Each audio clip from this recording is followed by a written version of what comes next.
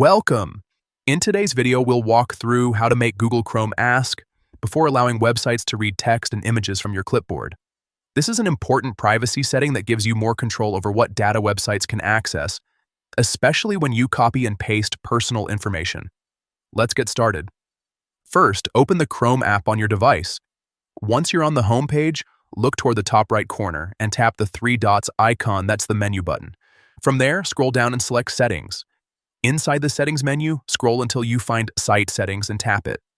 This section manages permissions for what websites are allowed to do things like notifications, camera access, and more. Next, scroll down until you see Clipboard and tap it. The Clipboard option handles whether websites can read what's currently copied on your device. This could include text, images, or other content you've copied recently. Now, to make Chrome ask before letting any site read your clipboard, simply toggle on the Clipboard switch. When this option is enabled, Chrome won't automatically grant access. Instead, every time a site tries to read something from your clipboard, you'll get a prompt asking if you'd like to allow or block it.